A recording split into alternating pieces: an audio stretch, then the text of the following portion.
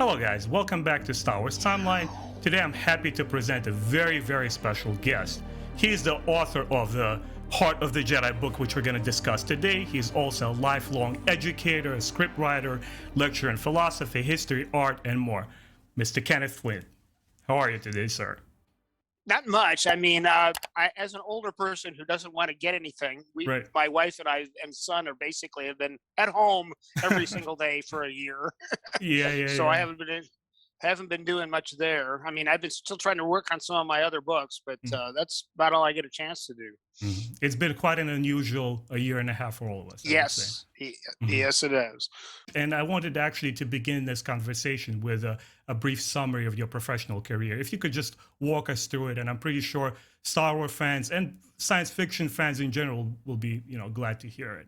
Well, basically, I was working and teaching, and when about this time my first son was born. 1984. I just out of nowhere had written a book based on Celtic mythology because I'd taken some graduate classes in it, and I was fascinated with the Irish folklore. So I wrote a book, and it was about Cuchulainn, who was one of their main heroes. Storm Upon Ulster was called, and I just out of nowhere. I mean, I didn't know. I sent it in cold to a couple of publishers, and lo and behold, I think it was really the fourth or fifth one I sent it to. We came home from vacation, and I got, you got the letter, and you open it up and said, "We're sorry to tell you," or say, "Oh yeah, right. We're going to publish a book." So they weren't sorry. They were screaming around. But anyway, they published my first book, and it apparently did well enough that the then editor said, "We want more of these." Right. So they commissioned me to do a trilogy that was based on the Sidhe being the fairy folk of Ireland. I wrote a trilogy. It started out with one called Riders of the Sidhe. Right. And the Sidhe books did very well for Bantam, and so well, that they were best-selling under the fantasy label, that they commissioned me, kept going with it. Every year I would get a 2-book contract, and that went along for a number of years. If I'm not mistaken, sir, you have over 1 million books in print, everything combined, right? With over 17 books being published. Until this debacle, I had 1 million books in print. So I was doing extremely well with Bantam. I said, "Hey, I'm great."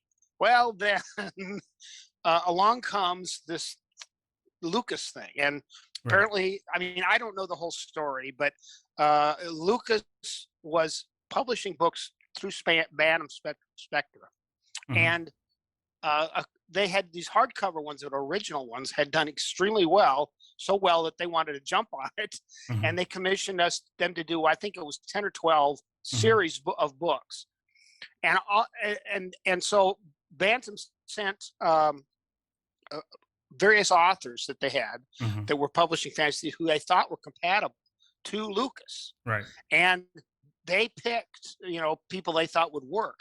And one of my writer's books had actually had a review that said at least enough daring do for at least one LucasFilm, right? Which I thought was great. And apparently Lucas thought so because they told me he decided he wanted me to write one of these books, which was like, wow, really? Interesting. George Lucas. Right. And so I was, I of course went along with that one, and I agreed to do the first one in this new series. But the thing was, they had no conception of what they wanted us to actually do or how to do it. Right. And it was too early. All we really were told was, and all they really told us was, well, you're going to write a series that picks up the story right after the second Death Star explosion. So in other words, after the Return of the Jedi. And that's all, and it's up to you what you want to do with it, okay? So I played around with it. I said, well, clearly Luke Skywalker is going to be one of the main characters. I mean, it's going to have all of the principal characters in it. Right. And to me, the logical thing to have to do was, well, the Empire just got its blank kit, right? It's trying to pick up the pieces. That's got to be dealt with first. What's going on with the Empire, and how are the rebels continuing to go after them, right? So I just went with that, and I had it pick up with right there, with showing what's going on the Empire side with certain Right. people trying to, set their own thing up, Mm-hmm. and then the rebels trying to counteract. Mm-hmm. But what I was really fascinated with was that, to me, Luke Skywalker at that point had been vastly traumatized. Right, he went from Right. being a kid to, Mm-hmm. within a very few years, having to cope with, save the galaxy, Mm-hmm. literally by himself almost. Right. And so I said, hey, he's got to have some kind of PTSD here, right? Mm-hmm. And he should have to deal with that. And so what I have him doing is, before they get re-involved with the Empire, he decides he wants to go out and find himself. Mm-hmm. And he goes sort of on a journey of discovery, which Mm-hmm. ends up with him finding this mystical planet where the source let's of the Jedi powers. let's definitely not spoil too many things for the fans. I want to keep them surprised. Sorry. So this is the second question here. How did you develop the interest for creative writing in general, and what were your main formats that got you interested and involved? Was it short story or novels, or maybe some epic series that went multiple volumes? How did that love for creative writing start?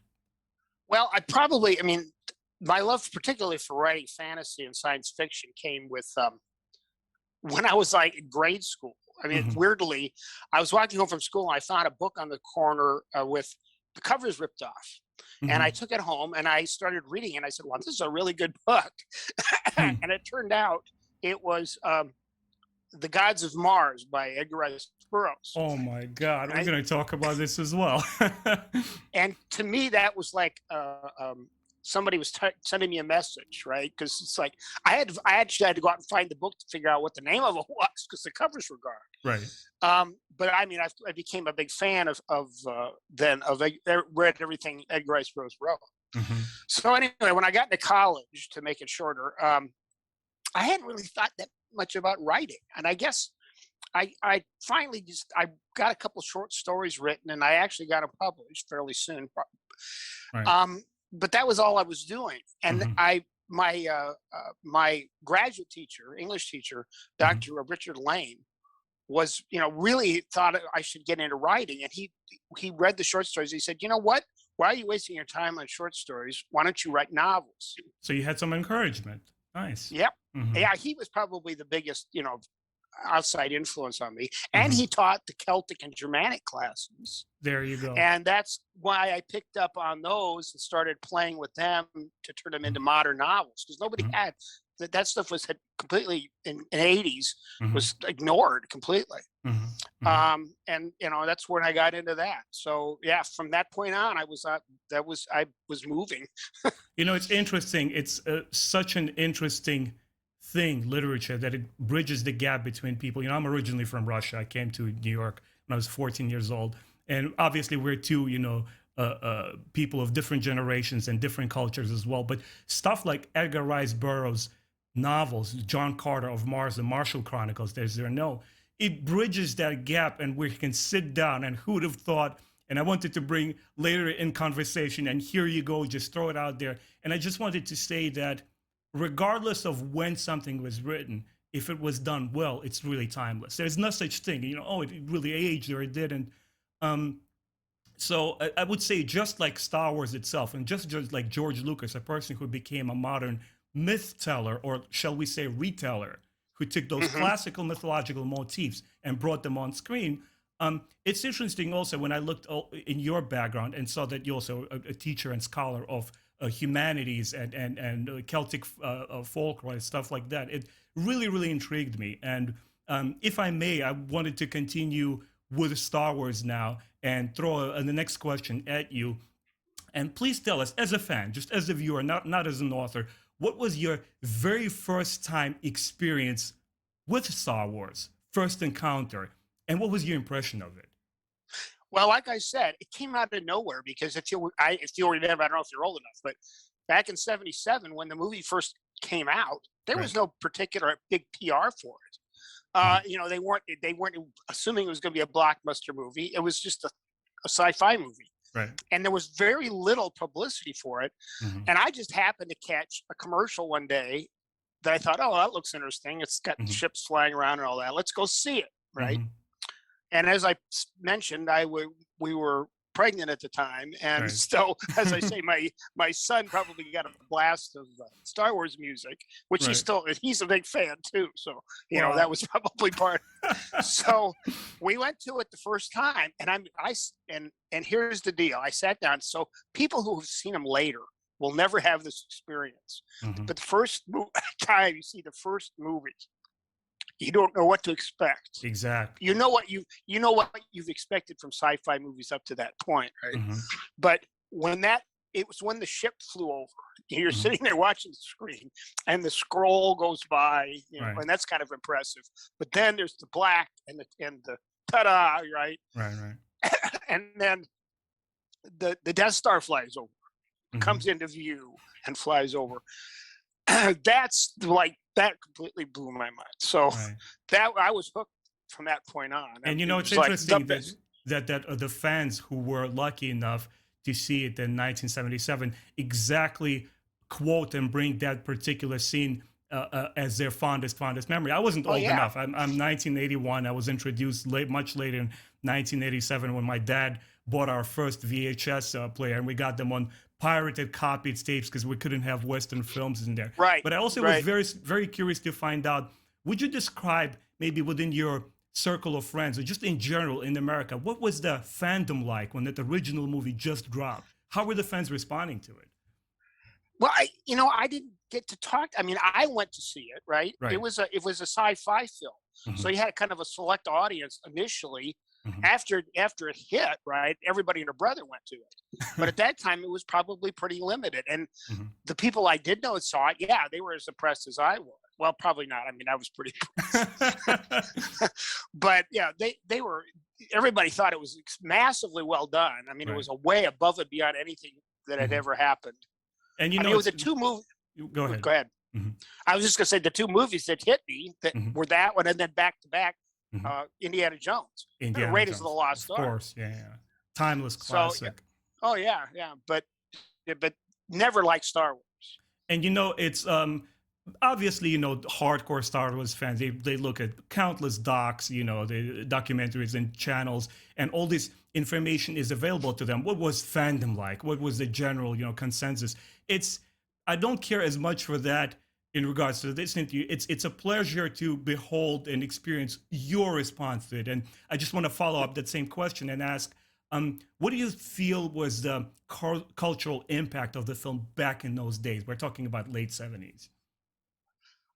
I think it was again, I've compared it from the beginning. I compared it to another one of my favorite things, which is Wizard of Oz, because mm-hmm. really that was how I saw it.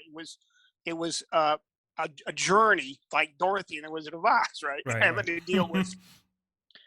And to me, it had the same kind of impact in the fact that this kid, we were, trying times, right? And you had a kid who was suddenly tasked with saving the universe and does, right? Mm-hmm. And that, to me, sent a big message. It's a very positive message. That's a very, we could use very interesting one parallel. Mm-hmm. We can absolutely use one right now. It's a very interesting parallel that you draw to it, because when I was a kid back in Russia, my parents used to read me with Wizard of Oz. And, it's even when they're describing this little girl in our place here, she's in Kansas and everything, even that to us felt so otherworldly, but also inspiring and encouraging, How did you land the job with Lucasfilm? How did the whole thing start? My publisher, Fandom, right. Was tasked with developing this new series. So they gathered up various authors that they thought would be good for it. Right. Sent them to Lucas Limited or whatever, the Lucasfilm Limited, and they perused them, our samples of our work. Right. And then the next thing I knew, I was getting a call saying, "Hey, guess what? George Lucas liked your book, the She books, and he would like you to write." I mean, that's like, this is coming from him personally. That was amazing, And somebody asked me, they said, "Well, what would you have done to get the contract?" And I said, "Sell my soul." if it came to that. No brainer. This is a Star Wars book, Right. right? Yeah, so I immediately signed up, sight unseen, basically, to Mhm. do it, and that was it. Mhm. I was supposed to have written, I guess, I was supposed to have written a couple, Right. and then, as it turned out, both myself and I guess some other people Mhm. in the original pick Right. lost their spots for Mhm. various reasons. I've Mhm. never known, but yeah, but And no, but it was their call originally. right, and I'll definitely throw the links there where the Star Wars timeline.net website was gracious enough to publish your story, and also the very dramatic personal story behind the book, how it was made. I'll throw all the according links and make sure as many fans as possible find out and discover your story, because I mean, this is what it is. You know, it's my YouTube Yeah, channel, and I kind of like want to blow up there and show my fandom, but it's also I want to do the take this opportunity and highlight the artists. I don't know if you checked out my YouTube channel. All the unsung heroes I feel of the Star Wars that I want to bring out to as much audience as possible, especially younger audience. And I'm pretty hmm sure they will appreciate it. And staying on the topic as well, what was your ambition with the book? What kind of story did you want to tell? And what kind of message you wanted to deliver to your readers? Well, I think the most important aspect of it was, I mean, it was a given that I was going to be dealing with, like I said, the aftermath of the defeat. I mean, at that Hmm. point of the empire, Hmm. and what was going to come next. It's like, okay, that's the end. Where Hmm. are we going with this? Right. But to me, again, the most important aspect was to push Luke Skywalker and the fact that he was dealing with his own issues at this Right. point and trying to sort out what he was supposed to, should I quit this? I'm tired of this. I've been Hmm. killing people, you know, Hmm. and that he gets to go off and actually do that. And I felt good about the fact that people who have read the book have thought I did a good job doing that. So Hmm. so I guess I got somewhere, Well, even if the book didn't get officially published. yeah. Well, I'm in the middle of this book, and I have to tell you that I'll do a separate review later on, and I don't think I'll be able to stay fully impartial. We're doing this interview, and I'm having such a pleasure having this conversation. But to be honest with you, and really, if I can pretend for a second that you're not the creator of the book is actually looking down on me, I would say that what I'm enjoying the most and getting the most out of this book is the characters, the likenesses are captured pretty damn well, from Han Solo to Leia to Luke, and without being too rational or nitpicky of like, oh, would this character say this or not say this line? Yeah, It's more yeah, of my initial response as a kid. I'm almost reading it with my child's eye, because Luke was always the center of it. He was the main hero, yep. and I'm recapturing those magical moments. And on that front, I'm completely enjoying the book. And just once again, thank you so much for writing it. How much creative freedom did you get, besides the point that the Throne trilogy was already available at the time, I believe, but how much creative Yeah, freedom did Lucasfilm give you? it was either out or it was coming out around when I was doing these.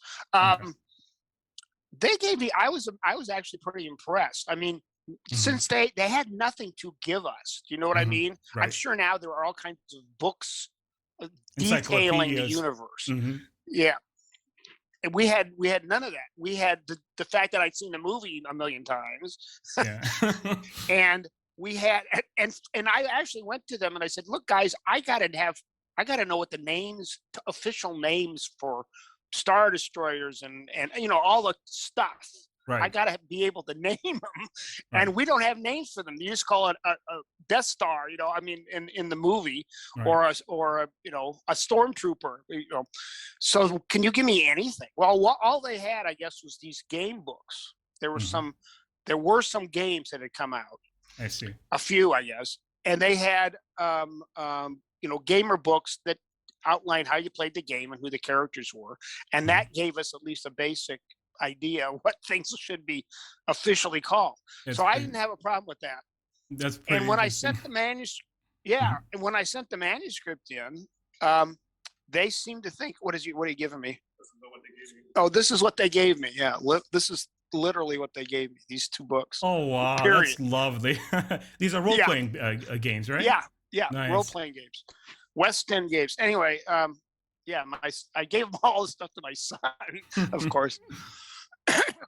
but when the book itself came out and they reviewed it, um, they really did nothing to, in terms of the plot. The only one thing was George Lucas apparently said Mhm. very adamantly to Mhm. them, "Oh no, he's got sand people in there, and he shows them with their masks off, and that can never happen." That's a big Which I've no-no, heard. right? No, I've heard he's told other writers and people that too. Mhm. So I had to go back and rewrite the part where they had that you got to see them with their masks off. Right. Other than that, they pretty much bought it. And then when the final version went in, I got some minor just editorial edits, Mhm. but it was ready to go as far And as it's they were interesting, concerned. that your story very much jives with what the public figure of George Lucas that we, the fans, know, that he was very particular and strict in what he wants, but at the same time, he pushed people working with him to be creative. And that is kind of like reflective of this new Bad Batch show that came out, which is led by his protege, Dave Filoni. And he also Uh, reflects the same thoughts that you're saying. And just to continue on that as well, the source, what were the sources of inspiration for this book? Because as we've introduced in the beginning, we said, that you've done writing on mythology, maybe some current world events at the time also inspired the book. What were some of your inspirations? okay, you're asking me. You know what you're asking me? You asked me to actually remember my own book, which I haven't gone back and reread since this all came out. Uh, I don't remember doing anything spectacular. What about you? You want to tell me? Did I do anything spectacular to come up with a plot? No, I think I just followed the logic of what I was saying before, that Right. there were things you clearly had to do. You had to do. Maybe the one clever thing I probably came up with, and I think this was kind of out of other mythologies, Mhm. was my Admiral Tharkus character. That Mhm. that I needed a bad guy, right, who Right. was on the Imperial side, and he's trying to Mickey Mouse with things and get the Empire back together. Mhm. And I was that was just your general idea of the villain in the in any kind of fantasy of that type. I see. I mean, to me, it is a fantasy. It's not, science. I've always been confused about science fiction fantasy, because to Mhm. me, there's a Star Wars type of fantasy, right? Mhm. And there's a Star Trek type of fantasy, Mhm. and one's more technical and one's more just. This is an adventure, folks. It's a Right. Right. cowboy story. We don't care. Mhm. So yeah, so I was working from the fantasies, the Irish fantasies I had done to some extent Mhm. to get that part going. But to me, then the rest of it was just following the logic through of these two groups are still at combat, Right. and in the meantime, Luke's out trying to figure out what the heck he's doing until he hooks. Well, I'm not going to say, but So it at the sounds like beginning he's separate. it sounds like Yeah, Luke was the anchor, and you took it from there and basically logically extended and continued the story there. But also at the time, I understand, before the movies came out, during and even after, Joseph Campbell's work on mythology has been prominently known throughout America. I mean, he's like a celebrity in humanities yeah, world. I've got him all downstairs And I in my wanted library. to ask you as well, if any of his lectures or books influenced your work as well. The heart of the Jedi that we're talking about here. I'm sure they did. Again, we're talking 20 years ago now. Right. 20, 30. Oh God, 30. Holy moly. Yeah, 91. And I was, I had already been really into him because I was using him as research for my fantasy books, I and see. I taught him. When I was teaching at the University of Nebraska at Omaha here, Hmm. I used him in my classes to discuss mythology and writing. So I'm sure he influenced me a lot. Right. Right. But at this point in time, it'd be hard to remember exactly the specifics. Hmm. And I also wanted to draw the attention of Star Wars fans and kind of let them know that you're not only known for this book that is trending all over right now. YouTubers are talking about it. That whole headline with the Amazon sales, that was supposed to be a free at no, Yeah, thing to you. But I also want the fans to know that you also wrote two published Star Wars short stories. right, Would you talk about them? We have the Dr. Death from Mos Eisley Cantina anthology, and we right. have Old Friends from Jabba's Palace anthology. Those are published stories, and people can go out there and legit read them. Would you talk Yep. just a bit about those? Yeah, actually brought up my. I just spent $350 buying the Lego Mos Eisley Cantina, Nice. so I could get Evazan and Ponda Baba as characters. Mhm. But yeah, I again, it was kind of like I think they were throwing me a bone after the book, and so they signed me up to do. I can't remember. I think the first one was the Job is Hut, which I did, and it was like I was really depressed, right? Mhm. Considering, and Considering, I yeah. was okay. I know what the plot is. I know I'll write a story continuing his storyline from the movie. Mhm. And I wasn't really thrilled with it, which and I guess of the two, the other one was considered to be really good, and that was like, but it was good enough that when they did the Mos Eisley Cantina Right. book, they asked me to do another one, and that one I really liked. That was the one with the two characters picking up the two characters Mhm. that they have to fight with in the cantina. Mhm. And so ever since then, every time I see the figures, any type of the figures of those two guys, Right. I buy them. That's awesome. Now let's switch gears just a little bit and talk about your stuff. You're a writer of 18 published fantasy, horror, and suspense novels. And you have your own Amazon shop with your books where people can go and check them out. I'll also provide links for that. But what was your favorite book that you've written outside of Star Wars? Probably I got a copy. We just brought it up. After almost a dozen books, Right. Bantam finally said, "We want you to do a bigger book, right?" And Hmm. so I got to do one that they actually was a hardcover book. Hmm. Most of mine were paperbacks, but Crom. This is Crom. This is actually my favorite, and it's partly it goes back and forth in time from a character who's living in both the Celtic era and the modern era. Hmm.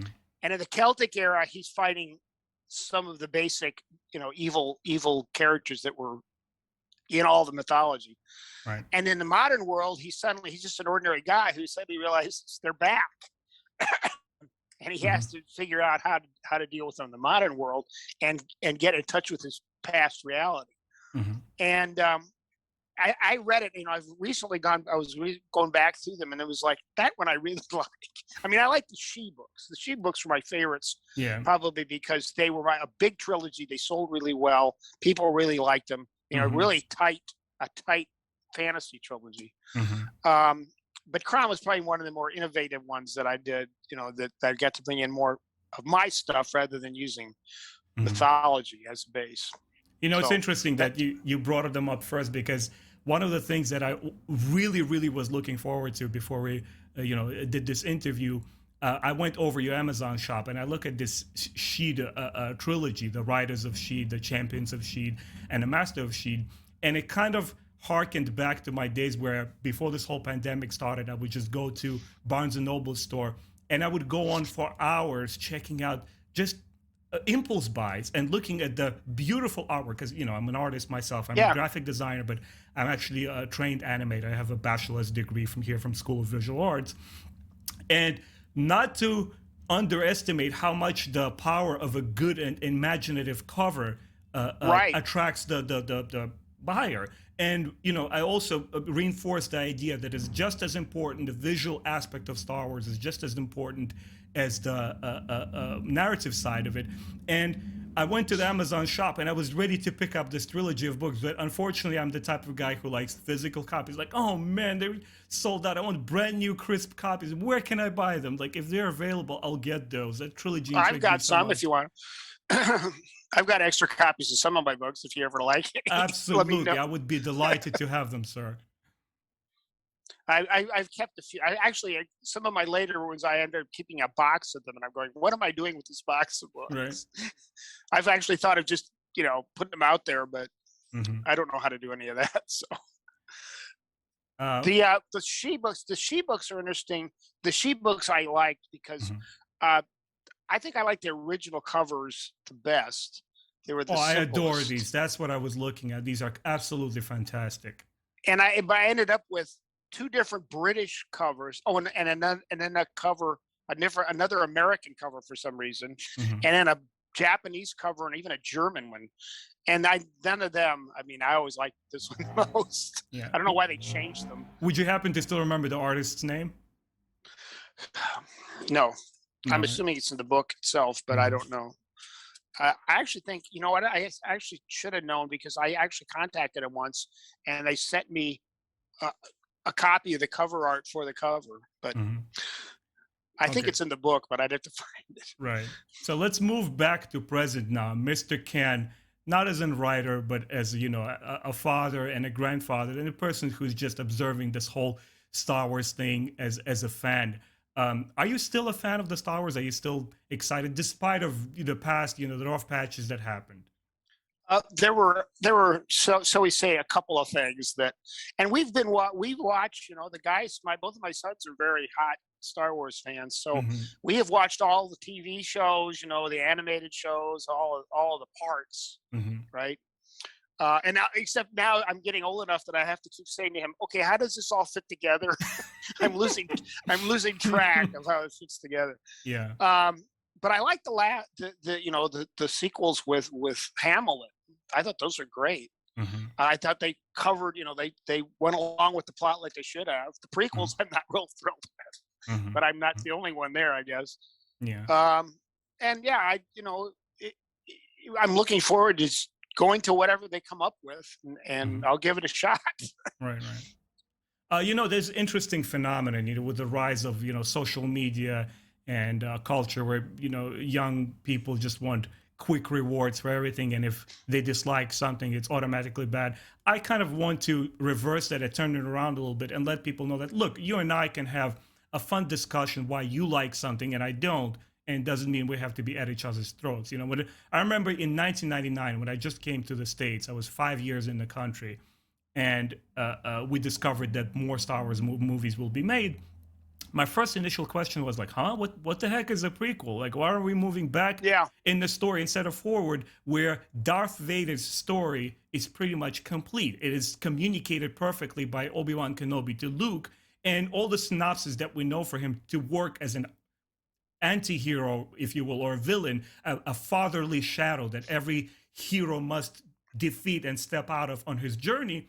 It's complete. It's there. And it was, you know, honestly, when we saw it here and observed it in New York in 1999, me and my high school friends, it wasn't that we were extremely negative.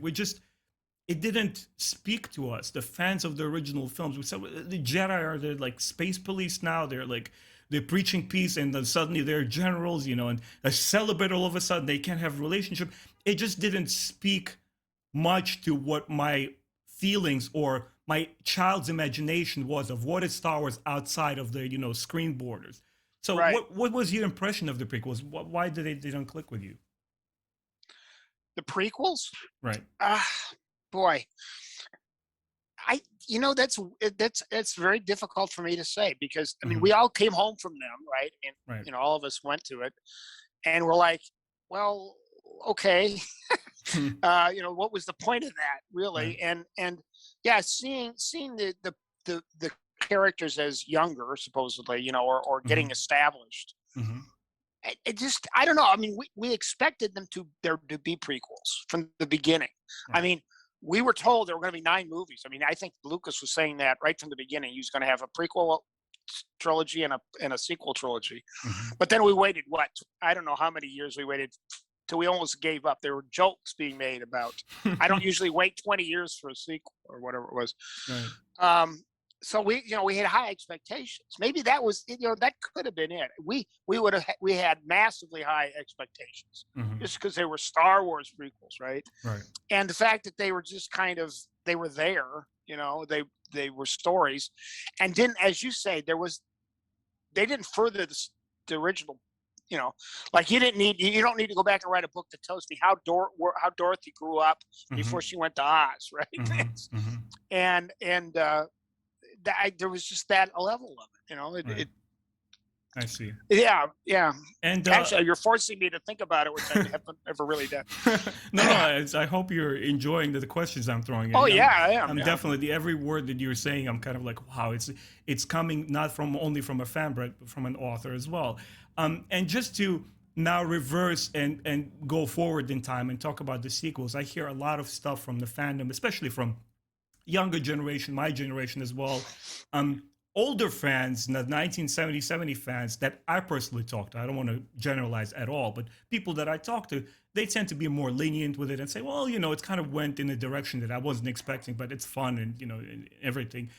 A lot Yeah. of people who are very, very passionate, as the Star Wars fans are, saying, Luke was assassinated in these sequels. It's the sort of character, or young Rey, the young woman, the protagonist of this trilogy. She doesn't go over any training. She's not developed. There is no character development. And when a person who studied animation, studied storytelling, I actually was taught screenwriting from Howard Beckerman, a professor here in New York, who was one of the people who drew original Popeye. He was one of the legendary American animators. And when people throw words like script or plot or character, they don't really know what they're talking about. Not to say that fans are ignorant, but these are very generalized terms for them. For you as an author, if you were to kind of put your critics glasses on, how did you feel the sequels treat the legacy characters? We're talking about Han, Luke, and Leia. You mean other than killing them off? Right. Other than that. Yeah, well, no, including that. I don't know if I guess I thought they were treated fairly. I seriously don't know that I thought it was necessary to kill off Han Solo. Um, but I was, again, that's a very tough question because I'm going to be lenient. Do you know what I mean? Right. It would be hard for me to be critical even if they were if they had all the characters there. It was dealing with all the issues that you wanted it to. It would have been better if it had been maybe come out right after, a couple of years after the first trilogy and carried the characters instead of waiting until they were their grandparents. Right. And there was that added part of it, just the length of time you had to wait. But I'm interested in what you said about script writing because I taught script writing along with my other writing classes, and I would actually use cartoons. If you want, you lay it out as a storyboard, as a comic strip. Right. Literally, each frame is a shot from a comic strip, and I actually use that method in my writing because I'll actually script it out before I write it as a book, just to see where everybody is and get the dialogue and that kind of thing. So that's an interesting thing. But just before we did. Go ahead.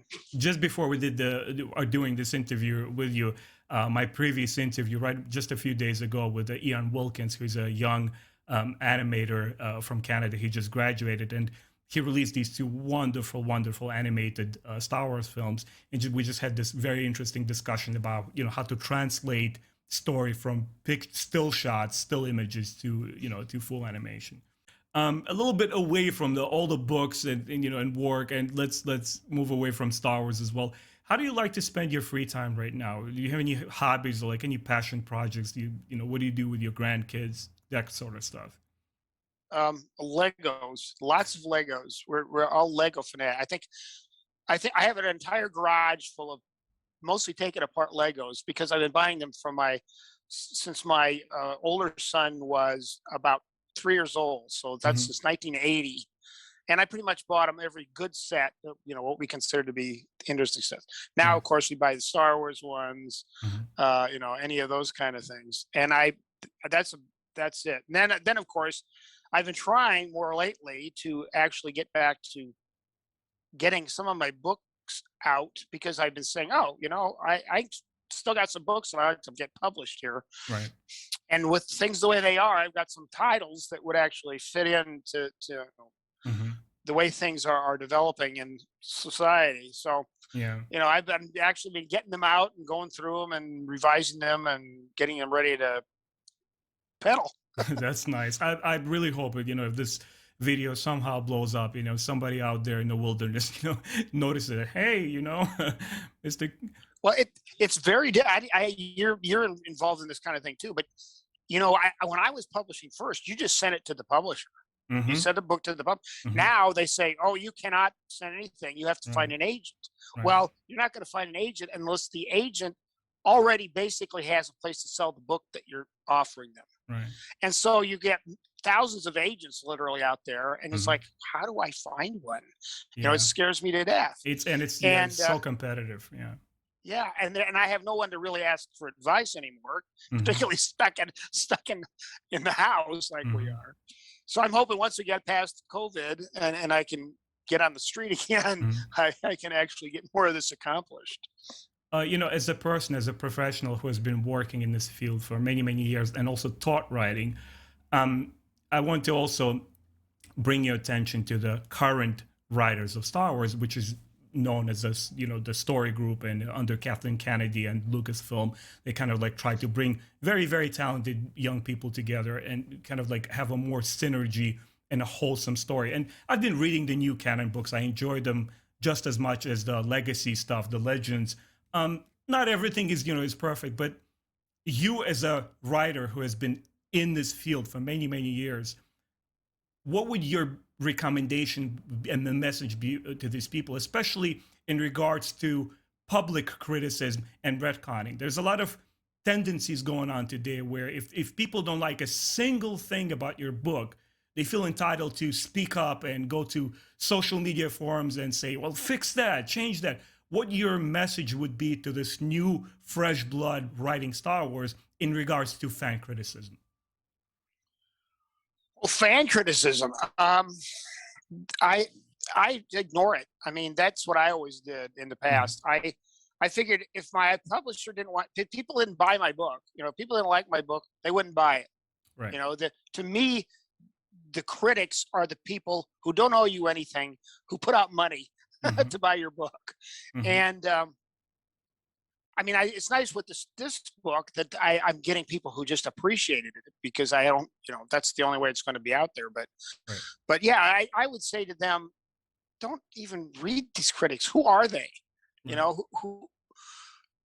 Even if they're established critics, that doesn't mean they're correct, right? Exactly. It's just an opinion.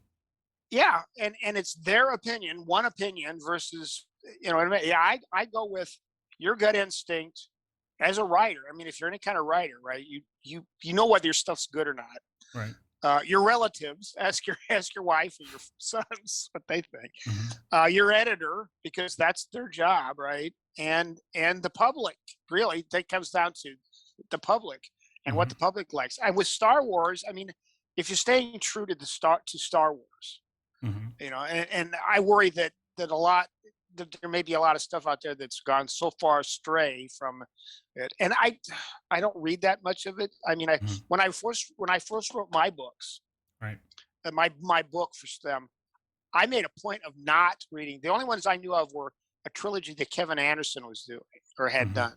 Hmm. I didn't even I for some reason I don't remember even knowing particularly about the Zahn book that everybody was talking about. Right. But I said I can't read them because if I read them, they're going to influence both my style I and see. what I'm going to put in my book. And I Hmm. usually do that. I do that with all my Celtic books. I avoid reading that genre Hmm. when I'm writing a book because I know that it's going to get into my brain and mess with me. So yeah, I'd say keep to yourself too. Write your own heart, Hmm. and if people like it, then that's all you should care about, not Hmm. what a critic says.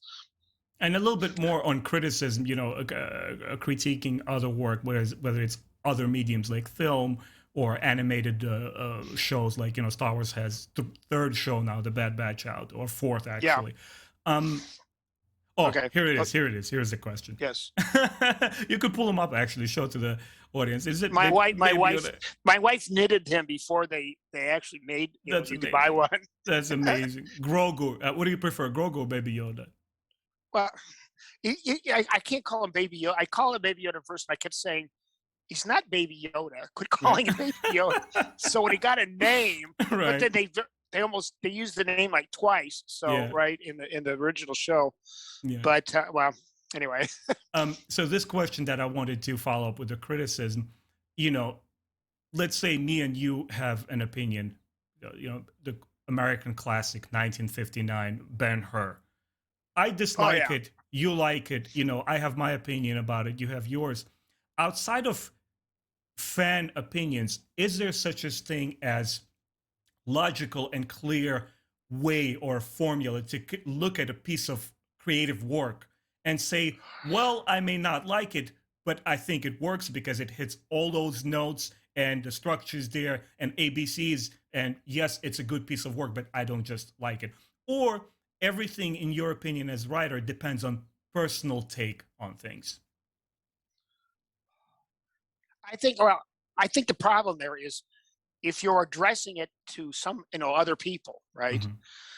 And you want them, you say, my opinion is so good, I want other people to know it, right? First of all, which is pretty arrogant, Yeah. but if you are doing that, I think that the tough thing is you got to know who that audience is, because Mm. Ben-Hur.